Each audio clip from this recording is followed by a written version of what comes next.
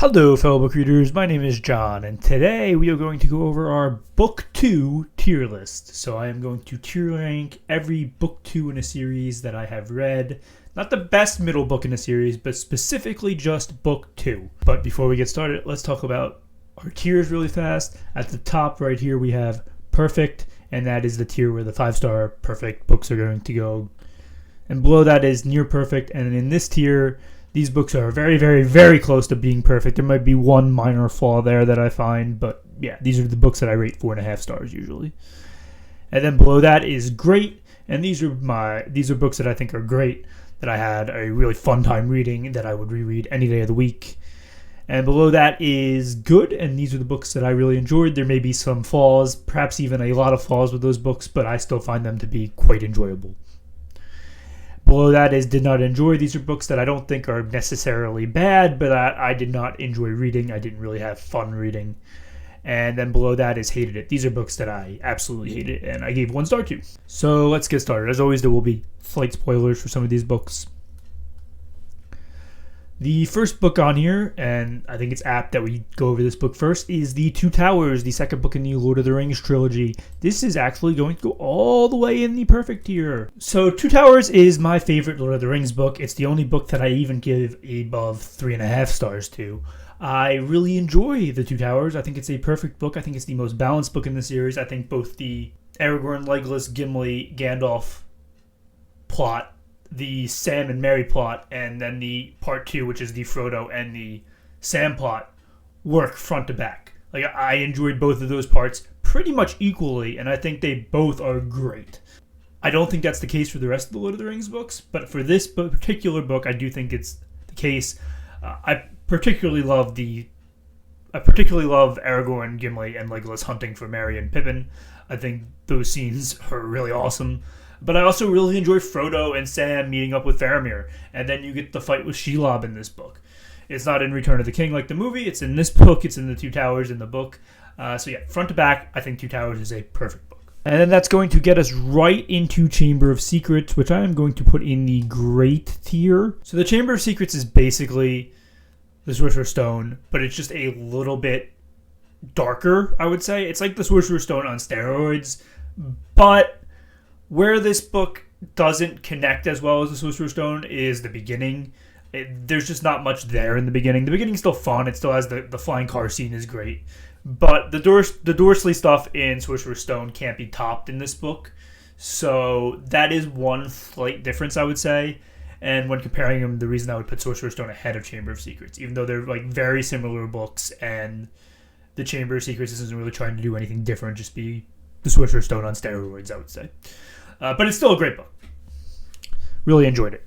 Read this in like probably 2 days or 3 days when I was a kid. Then we're going to go into Crown of Midnight. This is the second book in the Throne of Glass series. I actually think this is the worst Throne of Glass book, but I still think it's good. It's going to go in the good. It's going to go near the top of the good list probably.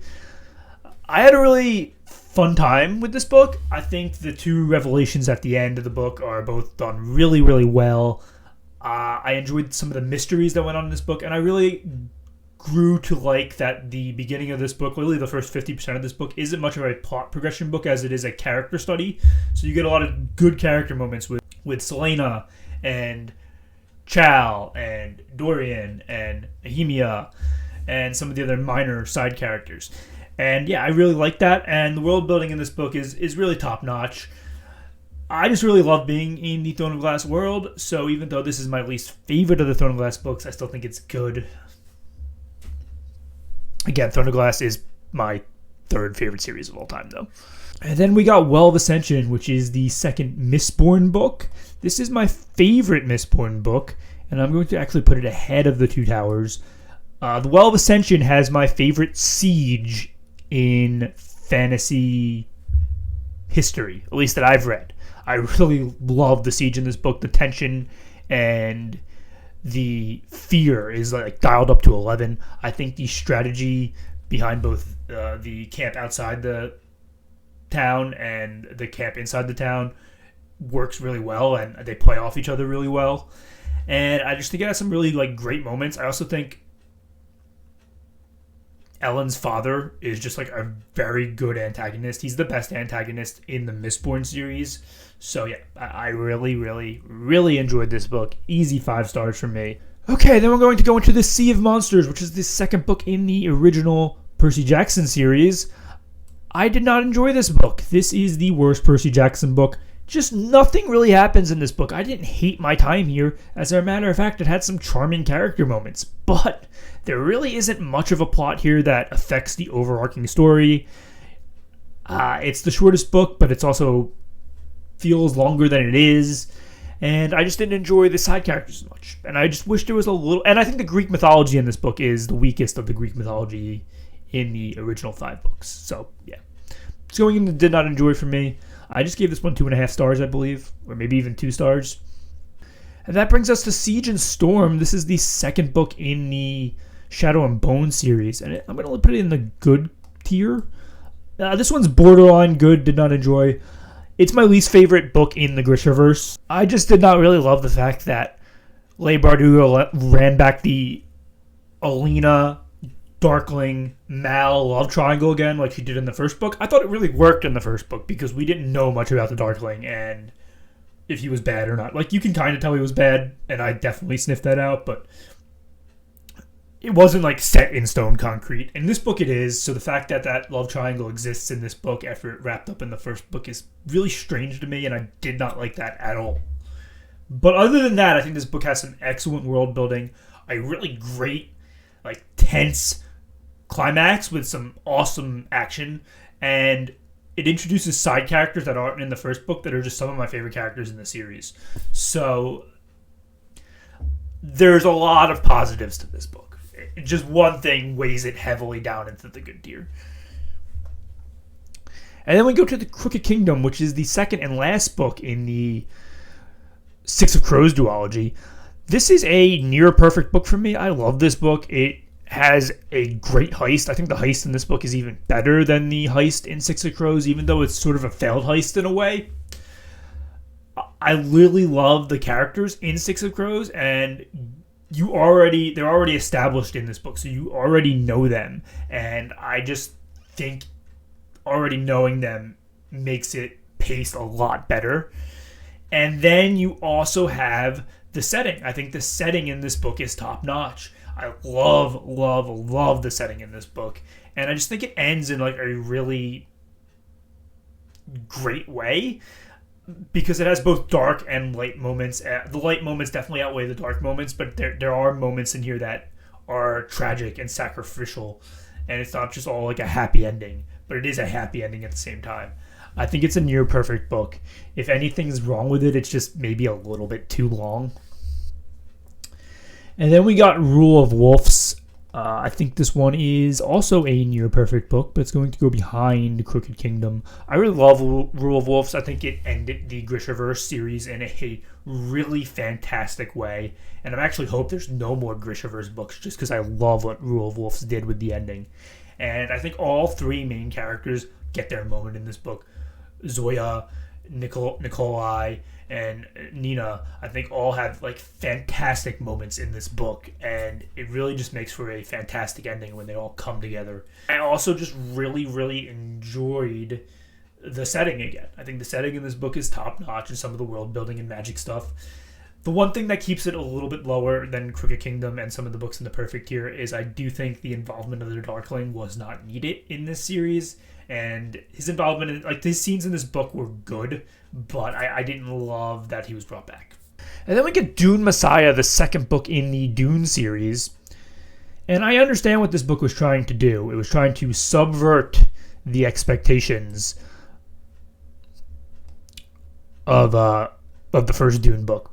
I just didn't like how it was done. I didn't think it was done well. I like Paul Atreides. I think he's a good Chosen One character, so the fact that they were trying to show what it cost him, and it cost him, like, I think way too much in this book. I didn't love how that played out. I understand what they were going for, trying to subvert the trope. I personally just didn't think it was needed, and I didn't think it was written very well in this book. I also think this book's a little bit too short, and it goes very, very heavy on the science fiction stuff, whereas the first book doesn't. So it feels sort of out of place in what the first book established. So yeah, for me, this book is in the did not enjoy. I did not like this book very much. And then we go to Two Twisted Crowns, which is the second and final book in the One Dark Window duology. I love this book. It's going to go straight to the top of the list for me. It's a perfect book. Everything about this book is awesome. She adds a whole new point of view character in this book, and I think the point of view character is arguably the best point of view character in the series. I love the way this ends. The fact that this book makes you feel sad for the Nightmare is just done really well after how like grumpy and almost evil he is in the first book. I think this book has one of my favorite antagonists I've ever read in terms of like by favorite I mean in terms of like how much I hate him. I thought she did a really wonderful job showing how despicable and evil this antagonist was. I think the tension at the end of the book is done really well. I think the post-climax is great. I think the setting, she's a very atmospheric writer, and I love the setting in One Dark Window. Rachel Gillig is fabulous at that. It's her strength as a writer. I think the magic system is sort of expanded and done really well here. Not expanded, but like you find out the mysteries that are lingering from the first book about it. So yeah, everything about this book hit for me. There isn't one flaw I had with it. It had moments that absolutely shocked me to my core. Love this book. And then we go to Clash of Kings. This is a lot of people's favorite A Song of Ice and Fire book, or at least second favorite after A Storm of Swords. For me, it's my least favorite. And even though I say that, it's still a great book, and I am going to immediately put it to the top of the great list. So much stuff in this book works. I love the Jamie stuff in this book. I love the Brienne stuff in this book. I think both of those characters rule. I love all the Catelyn chapters in this book. I think the Tyrion chapters in King's Landing are perfect. The Arya stuff is good, but not as good as the television show Arya stuff, but it's still very fun. The Jon Snow stuff is awesome. You really get a lot of Robb's like battle plans in this book, and I think that stuff is done really well, although he's not in this book very much because he's not a point of view character. The Bran stuff here is a lot better than the television Bran stuff. There's moments in this book that will shock you to your core. But my main problem with this book is I just don't love the Battle of Blackwater Bay. Not that it's a bad battle. I think the idea of it's good, and I think it's written really well. I just personally didn't enjoy reading it. I don't think George's strength as a writer is writing these giant, long battle action scenes. I think he's more of a great character writer. And that is the prevailing scene of this book. And for me, it felt like a bit of a drag to read, so that knocked it down from the perfect tier to the great tier, but no lower than that because the rest of this book is fabulous with some of the best character work I've ever seen. Okay, then we get A Gathering of Shadows, which is the second book in the Darker Shade of Magic series by V.E. Schwab. And this one's going right in the did not enjoy it tier. It's going to go to the top of the did not enjoy it tier, but yeah, I really did not have a fun time with this book at all. There's just something about the way she wrote this book that bugged me. The fact that she sets up this great magical tournament that's supposed to be the centerpiece of the book, and then by the end of the book, it's like a side line plot. Like, it means nothing. Absolutely nothing. We don't even like get to see really the final match of the tournament. Like, it's there, but it's like just a couple pages, I think, and it's not a big deal, and it's not built up really well, and it's just so disappointing because I love a good tournament, and I think this book was building to one, and then it just scrapped it for like a different plot on the side. I also think our main character here, Delilah Bard, continues to be like not a character that's very easy to root for. I personally don't. I like the series a lot, but I don't like Delilah Bard at all. I don't think she's a very good protagonist. And yeah, I did not enjoy her in this book. She's pretty despicable in a lot of scenes in this book, actually. So very hard to root for. She's obviously shades of Grey as a character, but I think she leans more towards like the antagonist side or like the darker side than she does the lighter side of Grey. Then next up we got Emily Wilde's Map of the Other Lands. This is the second book in the Emily Wilde series by Heather Fawcett, and I think this book is great. I will put it last in the great tier, though. Yeah, so the thing about this book is it's basically the first book, Emily Wilde's Encyclopedia of Fairies, in terms of like plot structure. It's like structured almost the same way, and it has some of the same great characters, and some characters from the first book actually make cameo appearances in this one. But I do think the side cast in this book is just a little bit worse than the side cast in the first book. I also don't think the climax is nearly as great, I should say. It's still very good, but it's not as great. So for me, this book's just great instead of perfect like the first book. But that plot structure in the first book really works. So it really works again in this book. It's just, I think, just a tiny bit of a downgrade. And then after that is the Wicked King, which is the second book in the Elfhame series, or the Folk of the Air trilogy by Holly Black. And for me, this book is also great. I'm going to put it below Map of the Other Lands. I think this book is the most fantasy-like of the 3 books in the Folk of the Air trilogy. And because of that, it does a lot of stuff I really like. It has a lot of great world building. I think Holly Black is an amazing world builder. I think that's her best talent as an author. She's just a fabulous world builder. And it has some really great character moments here. The thing that makes this not perfect to me is I do think some of the tension is lacking until the end of the book. And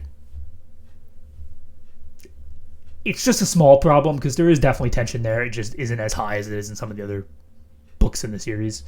But for me, this is probably objectively the best book in the series, even though it's not my favorite book in the series, if that makes sense. Okay. And then after that is Half the World by Joe Abercrombie, which is the second book in his Shattered Sea series, which is his young adult series. This is also going to go in the great tier. I'm going to put it right above The Wicked King, but below Map of the Other Lands by Heather Fawcett. This is the best book in the Shattered Sea series, I think, both objectively, and it is also my favorite book in the Shattered Sea series.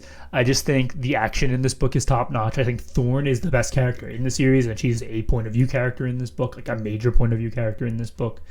I think the romance in this book is actually pretty good, too. And I think the climax in this book really delivers. And I like that we explored different parts of the world in this book than we did in the first book. I thought the trek with the ship across both the dry land and the ocean was very good. And yeah, I really like how like even Yurvi, or the main character from book 1 in this book, is like a bit of a gray character. I really enjoyed that. And I really like how you can guess at what he's scheming in this book. I just think there's a lot of positives to this book. It's great. And then after that is Iron Flame by Rebecca Yarros. This is the second book in the Empyrean series, or the Fourth Wing series. I know a lot of people hate this book. I actually really like this book. I'm going to put it in the great tier, and I'm going to put it ahead of The Wicked King. And probably ahead, no, I'm going to leave it behind Half the World, but it's really close.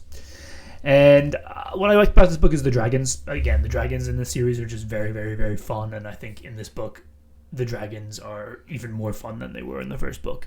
Because in the first book, they're not in it as much in terms of character-wise, because the first half of the book, they're training to, get the dragons. And they're the whole second half of the book. In this book, they're there from beginning to end, and I think they're just really interesting characters. They're as grumpy and mean, and yet as smart and brilliant as ever. The magic in this series is dialed up to 11, and I really love how this book combines, like, influences, I would say, from like Harry Potter, because like you almost got like a Professor Umbridge type character in the first half of this book, and then the second half of this book turns into like this big epic fantasy, and I think it does it seamlessly, even though I've seen people complain about that. I don't think people should complain about that. To me, it doesn't feel like two different books. It feels like it transitions from that sort of school magic element to like an epic fantasy pretty seamlessly, and I don't think it needed another book to do that. This book is a smidge long, though, but other than that, there's not really too much flaws with this book, in my opinion. And then after that is Anne McCaffrey's Dragon Quest, which is the second book in the Dragon Riders of Pern series. For me, this is a good book, and I'm going to put it at the bottom of the good tier because I do think some of the writing here has aged kind of poorly thematically. But other than that, this book delivers a lot, especially the dragons. Again, like Fourth Wing, these dragons are pretty much where the dragons from Fourth Wing are like sort of based on, where a lot of dragons in fantasy are based on. You get a lot of like talking telekinesis dragons here, and I really love that. They're not as present in the first book. The dragons don't talk nearly as much as they do in the first book as they do here, and I really enjoyed that about this book. It's also a multi-point of view book, and I think the point of view character is very interesting. It's more of a full-length novel instead of like two novellas stitched together like the first book. I think a lot of this book is good, and I think the inspiration that other series took from Dragon Riders of Pern starts really in Dragon's Quest, not Dragon's Flight, and I think because of that, I rank this book a little bit higher than perhaps I enjoyed. So it's going to go at the bottom of good. And then after that, we got The Magician's King by Lev Grossman. I hated this book. Do I think it's better than the first book in the series? Yes, I absolutely do. Do I think it's a very good book? No. This book is still really bad, and I really did not enjoy my time here. I enjoyed it a little bit more than I enjoyed it in book one, but I still hated it. I don't really have much else to say. I think both plot points were kind of strange. Both the stuff in the Portal Kingdom and the stuff with the girl trying to like learn about magic. So yeah, had to do a quick resize for the tier list, but we're good to go. And next up is Words of Radiance by Brandon Sanderson. It is the second book in the Stormlight Archive. I think it is objectively the best book in the Stormlight Archive, and I think it's actually Brandon Sanderson, the best book he's ever written. One of my best fantasy books I've ever written. The climax of this book is great. The duel in the sky with Kaladin and Sazeth, I think, is perfect. I think Shallan has a lot of great moments in this book, too. I love the flashback chapters with her. I think they're fabulous. And really, I think a lot of the key overarching plot points, like, don't begin in this book, but begin to show themselves in this book. So yeah, easily going to be at the top of the perfect list for me. Words of Radiance is great. And then we got A Court of Mist and Fury, which is the second book in the ACOTAR series. I think it's the best book in the ACOTAR series, but it's not going to go any higher than just good. I'll put it ahead of Siege and Storm, though, right behind Crown of Midnight. Actually, right ahead of Crown of Midnight, just because I do think the slice of life stuff in this book is slightly better than the slice of life stuff in Crown of Midnight. But there really isn't much of a plot here, and the climax is, if the climax of this book was great, or not even like great, but just good, this book would be in the great tier because it does a lot of great stuff. But the climax of this book is, like, I think objectively bad. It doesn't really make any sense what happens in this book. And then we got Enemy of God, which is the second book in the Warlord Chronicles by Bernard Cornwell. It's going to go to the top of the good list. I think this book is very good. I think the Lancelot stuff in this book particularly is some of the best stuff written in the series. I really, really do like this book a lot. There are definitely parts of it that are slower, and that's why it's going to be at the top, near the top of good instead of like the bottom of the great tier. But other than that, this book delivers on a lot of stuff. I think, like I said, the Lancelot plot is really perfect in this book. I think getting more of Guinevere in this book is perfect. I love some of the King Arthur stuff in this book, especially when he's sent away and he's fighting in the other kingdom. I think that stuff is really, really perfect and has some great action to it. And I think the climax of this book delivers and really sets up the third book in a great way. So yeah, it's going to go in the good tier. I really enjoyed it. Okay, then after that is The Lessons Never Learned by Rob J. Hayes. I liked this book when I was done reading it, but almost nothing from this book stuck with me. It's like a year and a half later, and I can barely remember really what happened in this book. So I'm going to put it at the bottom of good, because I know I enjoyed it when it was done, and I do remember some of the world-building stuff here was really admirable, especially the stuff with the gods. I thought that was like really, really admirable, and I thought it had a cast of great characters that it explored in this book that were interesting to read about. And that's the second book in the War Eternal series. And then next up is The Broken Kingdoms, which is the second book in the Inheritance trilogy by N.K. Jemisin. I think more people need to read this trilogy because this trilogy is awesome. This book is actually a downgrade from book one, but it's still a near perfect book. And I'm going to put it ahead of Rule of Wolves, but behind Crooked Kingdom. It's just awesome. I do wish more of the characters from book one appeared in this book. That is my one small criticism that keeps it out of the perfect tier. But I loved the god world building in this book. I thought it was so perfect. You explore more of the gods in this book, more of the not demigods, but more of like the smaller minor gods, and I really love that. And then you have this like cult aspect to the climax of this book that really works. And then the last scene where the two gods meet with the mortal girl is just done really, really well, and sort of leaves not on a cliffhanger, but like on like an unfinished business type scenario that I think really, really, really works, where neither party gets like exactly what they wanted. And next up is going to be another near perfect book, The Dragon Republic. I think this is the best book in the Poppy War series, Poppy War trilogy by quite a bit. This is the Poppy War trilogy by R.F. Kuang. I am going to put this behind Rule of Wolves. I just really, really enjoyed The Dragon Republic. I liked the action scenes in this book better than I liked the action scenes in Book 1 and Book 3. I thought the world building centered around the gods was very interesting in the first book, but in this book you get some answers but not all the answers, and I really liked that because you were still able to theorize about stuff, but you figured out some more mysteries. I thought our main character here was like very easy to root for, even though she's like a totally morally gray character.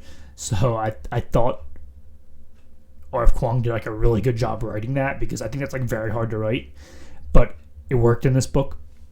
And then I think the climax of this book leads to like a very, very shocking moment, and it sets up Book 3 in a way that like has sort of a darkness and a gloom hanging over it all. So yeah, I really enjoyed The Dragon Republic.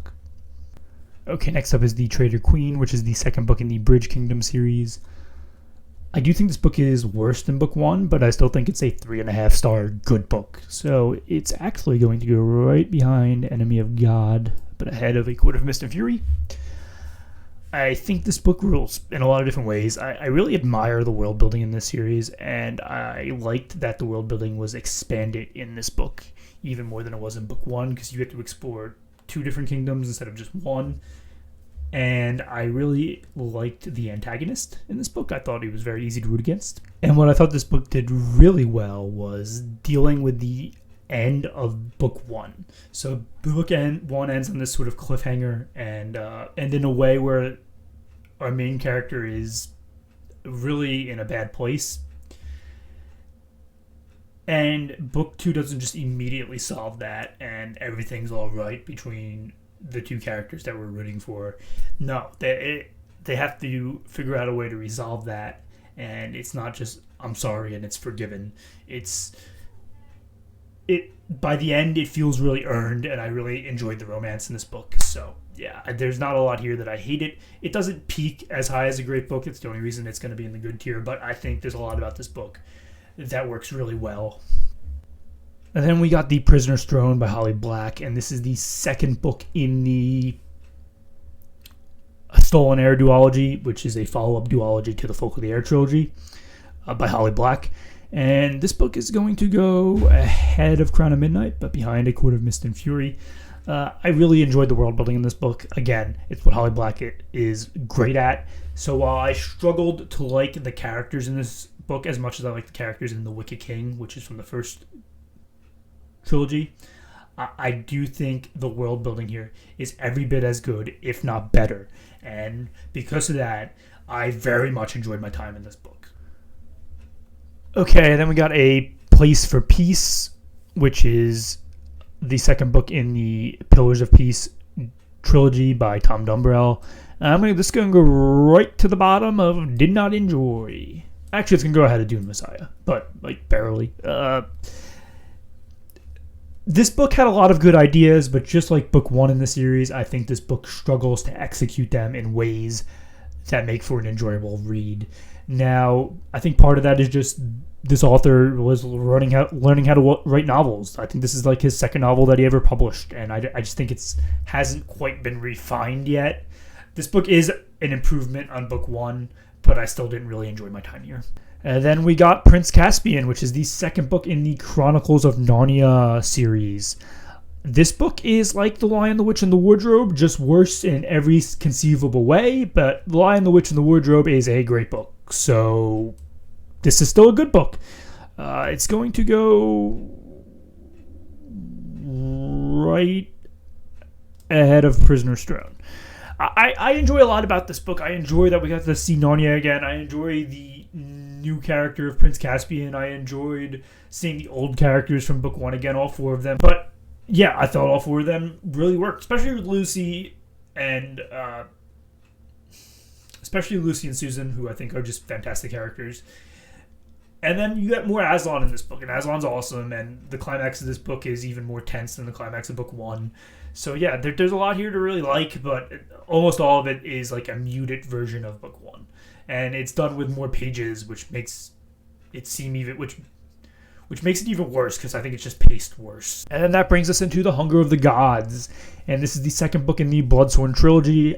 I think it by John Gwynne. I think this is the best book in that series, and it's going to go right near the top. I'm going to put it ahead of Chamber of Secrets, but behind Clash of Kings. There's a lot about this book that I just love. From the Wolf God, thought the Wolf God was awesome. I thought all three point of view characters from the first book that returned are perfect, and they do like a great job. I think Elver's a little bit worse than she was in book one. She was my favorite character in book one, but she still had a really great story in this one. But I also think the other two characters, Orca and Ivar, improve in this book, and they're just like a lot better. And we get two more added point of view characters. I think they both really work. And the dragon's free in this book and a bigger part of the story, and I think that's a big deal. And the world building is ratcheted up to 10 here, and you get this awesome climax with the dragon and the eagle fighting, and I think it was so fun to read. Nobody does action quite like John Gwynne. I didn't think I would like the way he wrote action, where it's just very detailed and long, but he manages to somehow make it interesting with character work interspersed throughout it. So yeah, just really love this book a lot. And then next up is Sword of Destiny, the short story collection. It is the second book in the Witcher series. I think it is a step down from The Last Wish, but it's still very good. And the highs of this book are really strong. The highs of this book are in the perfect tier for me. It has some of my favorite short stories of all time. Go look at my top 50 short stories. You'll see a couple from that in that list. But yeah, I can't put this any higher than right behind Traitor Queen, but ahead of A Court of Mist and Fury. I just think some of the stories definitely miss here. I do have a whole video tier ranking the Witcher short stories, and I will link that down below. And then we got The Royal Assassin. This is actually my favorite book in the Farseer trilogy, but I did not enjoy reading the Farseer trilogy, so that is not saying that much. I still think this is a good book, though. It's the only book I would say I actually enjoyed in the Farseer trilogy, so I'm going to put it right behind Siege and Storm, but ahead of Dragon Quest and The Lessons Never Learned. I think Regal is a fantastic antagonist in this book. He is so despicable and easy to root against. He reminds me of a Saturday morning cartoon villain, and I didn't think I would like that, but for some reason it really works in this book. Don't know why, but it does.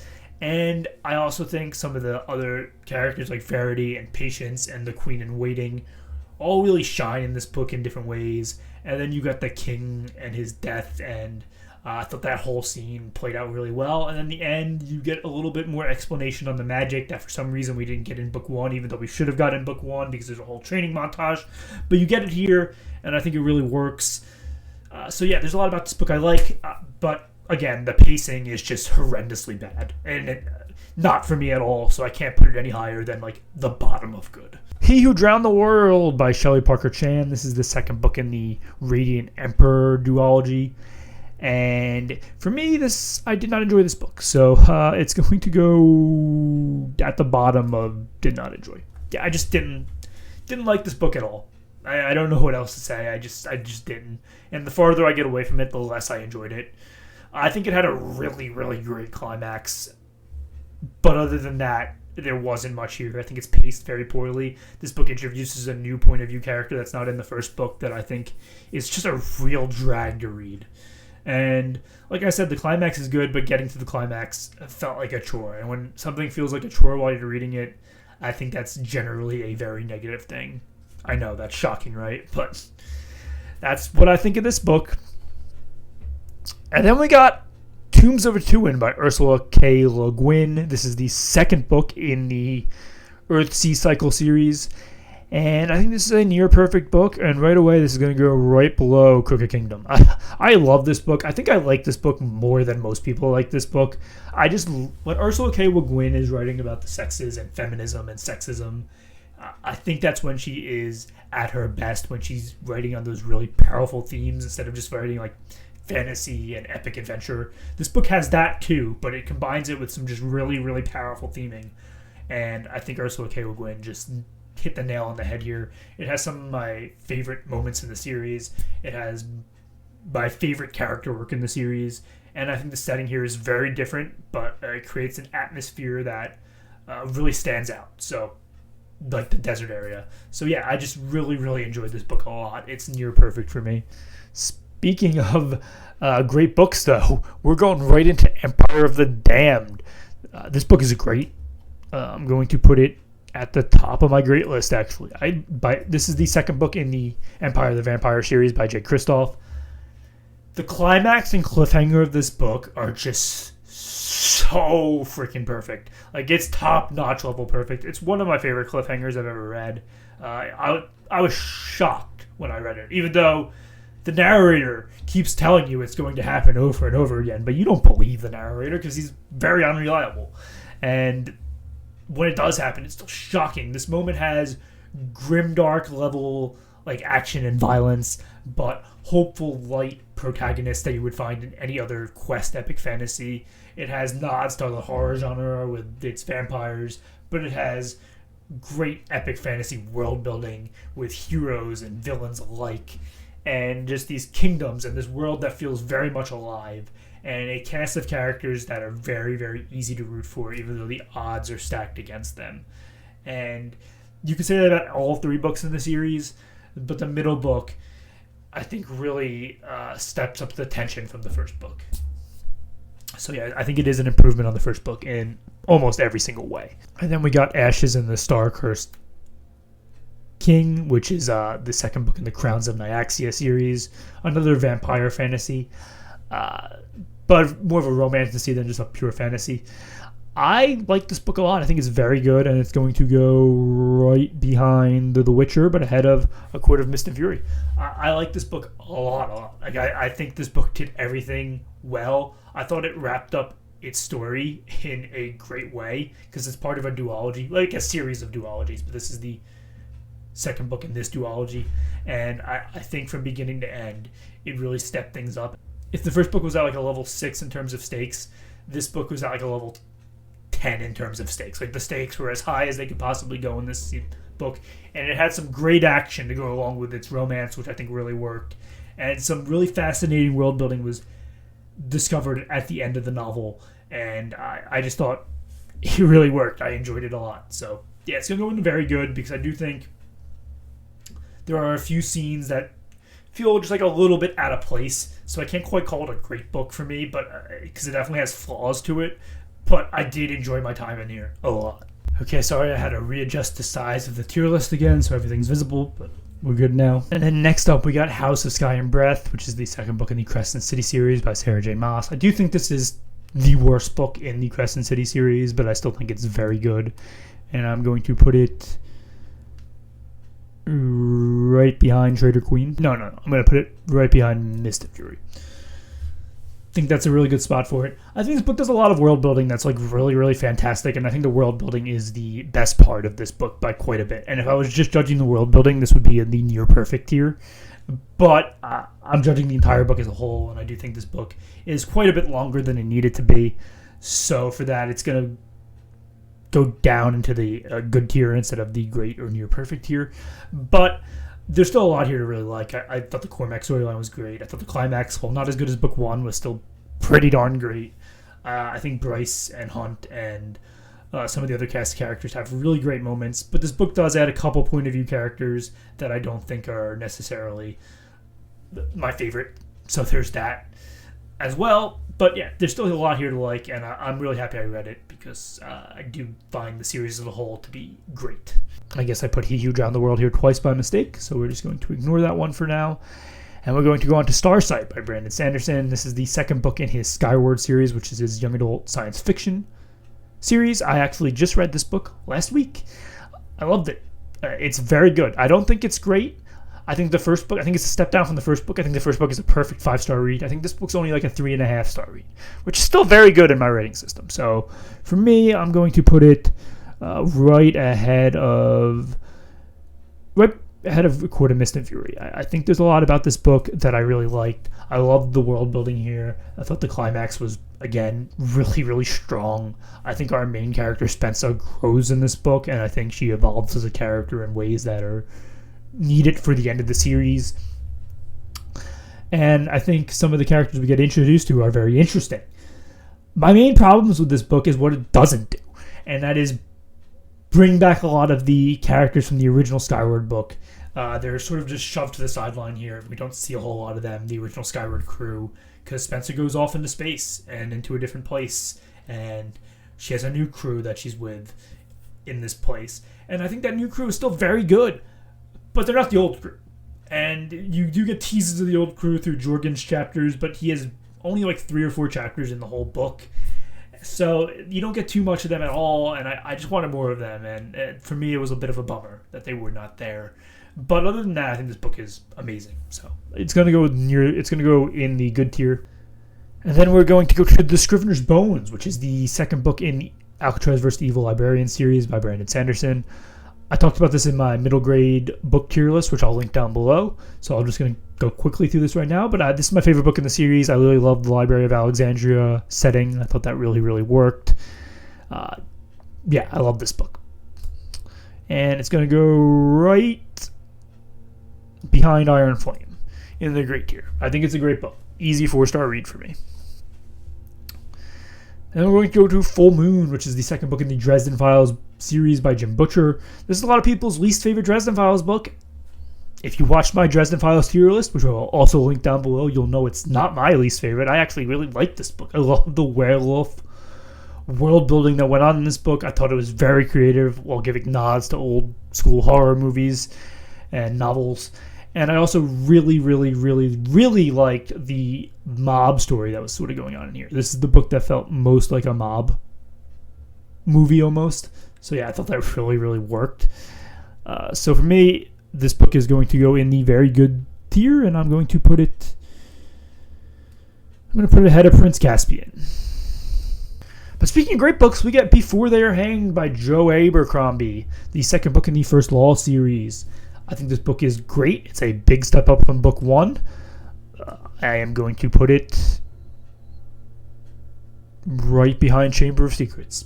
I really, really love the First Law series. Last Arguments to Kings is my favorite book I read this year so far. It's in the perfect tier, but that's the third book. This is the second book. I think the second book is super strong. It has a great siege, one of my favorite sieges I've ever read. The Glocka chapters here rule, but I also really, really loved the quest to go get the seed with Baez and Pharaoh and Logan Ninefingers and Giselle. I thought that entire stuff worked because you've got a lot of great world building and magic in that whole plot line, and you really get to explore these characters in that plot line. And I really ended up rooting for Giselle a lot, who I did not really like in book 1, but by the end of this book I was like rooting for him very hard. And you get the stuff in the north too, which is also just really interesting. And of course, it's a grimdark book, so you get a ton of like really violent but good action. So yeah, this book is great. And then we're going to close it out with Jade War by Fonda Lee. If you watch some of my videos from last year, from the end of last year, you'll know that I love the Greenbone Saga.